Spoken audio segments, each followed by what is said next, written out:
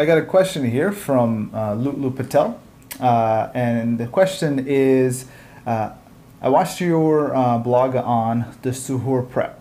I did not catch the name of the drinks you take and the rice packs. Are they pre-made and no Pakistani? I'd love to know what fit people like you eat. JazakAllahu Khairun for sharing. Okay, so let's go at this one at a time. So number one, what are the drinks that I like to consume? So specifically, now I don't know, Lulu, where you're at in terms of what country you live in, and I don't know if this is served in your country, if it's not the United States or Canada, but I like to consume these Monster Rehab energy drinks. Essentially what they are non-carbonated cans of black tea lemonade. It is actually chai, which mixed with some lemon and some extra vitamins and stuff.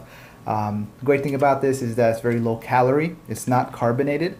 And one of the great things about this is that you could just pour this into a cup and you'll see the tea bits inside. So you know it's actual real tea. So I like to drink maybe half a can of this at a time. So what I might do is I might just take a cup, fill it up halfway with water and take half the can and pour that into the cup. I typically do that in the mornings when it's not Ramadan, but for iftar, that's what I ended up doing. I actually have half a can still sitting in the fridge. In terms of the other thing that I like to take as a general caffeine booster, it's 5-hour energy. So now this is, I personally don't like coffee. I don't drink coffee. But I will not deny the benefits of caffeine. Now, it's a good idea to taper off of caffeine. However, if you haven't or you want to have a little bit, especially like, for example, last night, I went to sleep late, around 1 o'clock in the morning. And then I woke up really early for suhoor. We're talking like 4:30 in the morning. And so, didn't get much sleep. And so, now one of the things I like to do is I find myself to be most productive in the morning hour after I've woken up. I can go to the gym. I also find the least amount of traffic if I need to run some errands. I can go to the gym. All the things that most are available during that time. Turns out even there's jiu-jitsu lessons that they conduct at 6:30 in the morning, which I haven't attended any one of those yet, but I probably will consider taking some of those later. So for that reason, I like to get a little bit of that kick of the caffeine and get started with the day. Now granted, now why is it called 5-hour energy? If you're wondering, is because caffeine generally takes about 5 hours within the body to metabolize. So what I will do is I'll take this in the morning. I highly advise that you do not take this in the evening, because the only kind of caffeine I would advise that you take in the evening is in the form of chai, either iced tea, or in the form of traditional warm tea, loose leaf teas that you've brewed yourself. So for the evening, that's going to give you just enough kick for you to be able to perform your worship, but not such a kick, because this is like, it's about, just to kind of give you an idea, one of these contains about how many milligrams of caffeine? 200 milligrams of caffeine. Just a rule of thumb in terms of how much caffeine an individual should be consuming. So for a person who's about 200 pounds, which is myself, I'm a 6 foot tall, 200 pound person, I should not exceed more than 600 milligrams of caffeine, and that's pushing it. So one of these is about 200 milligrams of caffeine. Now a single 8-ounce cup of coffee, which is less than this cup, so probably this much coffee will have about 80 to 100 milligrams of coffee. Now people typically get a large cup, which is the average serving. So one of these is equivalent to either 2 small cups or 1 regular cup of coffee. So that's why it's always a good thing. Now what I do typically is I will, now today I drank the whole thing. Did I? No, I'm not sure. No, I didn't drink the whole thing. See, I actually drank half of it. That's actually from yesterday. So I drank half of it in the morning. So I had half of a Monster and I had half of a 5-hour energy. And then I went straight to the gym, did my mobility exercises. You can catch that video, probably the next video in. And you know, that just kind of pushed me through. I got back, did some work, and did some recording, did some editing, and now it's going to be a time for Salatul Dhuhr soon. So what I will do is I will pray my prayers, and then I'll probably knock out for a few hours, maybe 2 or 3 hour nap. Now this is a luxury that I have because because I freelance.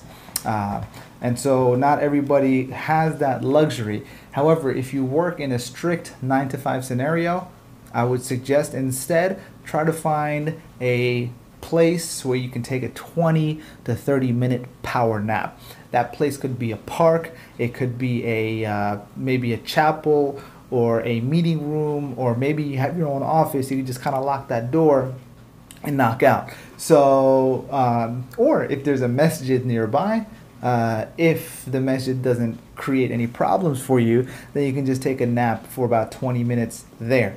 So these are different options that you should definitely take advantage of if they are available to you. Now, to answer your question about what kind of rice do I, what brand, so this is Seeds of Change. I get this at Walmart in singles, or you can go to a grocery store like one of those membership stores like Sam's Clubs or Costco, and you can get entire boxes of these. I would prefer, if you know which flavor you like, because they come in several different flavors. I like the brown rice and quinoa. There's several other ones that I also like too, but my wife doesn't like those, so I figured why don't we just get the one that both of us like, and both of us can enjoy that. So are these pre-made? Yes, they're actually certified organic, made with garlic, goodness from the ground up, USDA certified organic. But it's pre-made in the sense that whatever it takes to make rice, I don't know, I don't cook rice. I would imagine that you would need to soak it first overnight, and then after that package or whatever. But all I need to do to prepare this is stick it in the microwave for 90 seconds as per the instructions here, and it's really ready to go. It's simple and easy, tastes great, gives me energy. I don't feel funky after eating it, which is you wrote, and no Pakistani. Well, first of all, I'm not Pakistani, and my wife, although her ethnically her family is from Pakistan, she's actually from Saudi Arabia. So, but both of us have spent most of our lives here in the U.S. So in terms of that culture, you know, it's not so much there, although there is different types of desi food that I might enjoy. However, I know for a fact that desi food does not sit well with me, especially considering most of the desi food, because it's different. Like I visited India, and just to kind of give you, my dad, he grew up in Calcutta, Kolkata, which is in the eastern region of India, and but my ancestral heritage comes from Bihar, which is also on the eastern side of India, but rural areas. Now, when I ate food there, regular food there, it had a totally different effect on me than when I eat Indian food or Pakistani food here. It's not the same food. So I actually try my best, if I can avoid it, to avoid desi food altogether. And so mainly because of the fact that I don't know what it is in terms of the spices that they use and the masalas and things like that, just doesn't sit well with me. And so like it takes me a full day to recover. Also Thai food, man, Thai food tastes great, but man, I need at least a day to recover from the effects of Thai food in terms of it. It just really cleans me out. So for that reason, I try my best to stay away from desi or Thai or anything in that area. Generally, I try to stick to the foods that I know in terms of what I've been eating throughout the year. For the most part, I try to stick with those foods. And so if I deviate from what I know that my body's already adapted to, I could potentially maybe get adapted to desi food if I ate it all the time, but I don't. And so for me to eat like samosas and pakoras and matabbaks and all these other things, which is a Saudi thing apparently, then that's just something that's going to throw me off.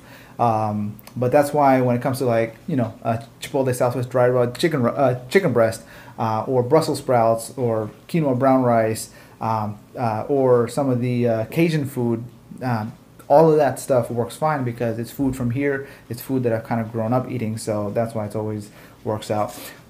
So essentially, that's why. I mean, that's why you'll see my kitchen, or at least the stuff in my fridge, is not like your typical desi food because it just hasn't even been it. Even my parents, when growing up, we didn't even make what you would consider to be traditional desi food. So so again, I haven't grown up with that. For that reason, that's why you don't see it here. However, there are certain dishes that I do enjoy, which apparently are not even desi. They're more or less regional. Like, for example, whenever I would go visit my parents, my mom typically tends to make for me something called tahri, which is a Bihari dish, which is consistent of rice, cauliflower, sometimes chicken, but not typically, and potatoes.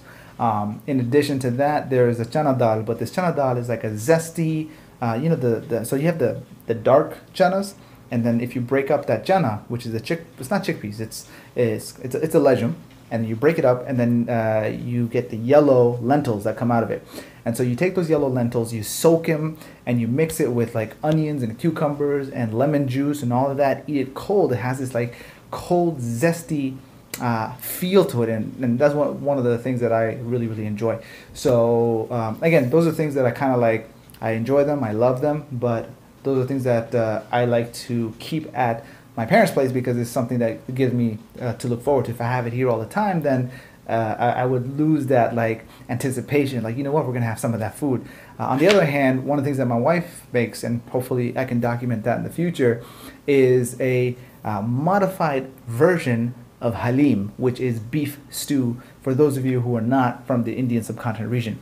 And so again, halim is not something that's big on my side of the family, but from Pakistanis, apparently that's huge. But the way that they make halim just never, I never liked it. And it's something that also never really sat well with me or even my dad. And so that's why we never made it at home.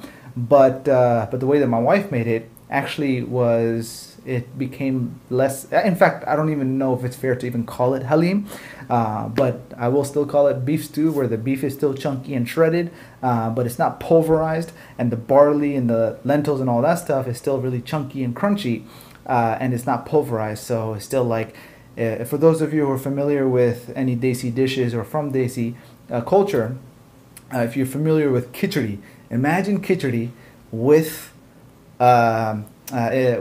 like chunks of beef mixed in it, so and not being spicy. And so that's one of the things that I enjoy. So perhaps we'll look forward to documenting that. Thank you for the question. Hopefully I answered your question in terms of what you were looking for. If you have any other questions, leave them in the comments below, or shoot me a message on Facebook, Twitter, or Instagram, or YouTube, whatever works for you. And I'll see you soon.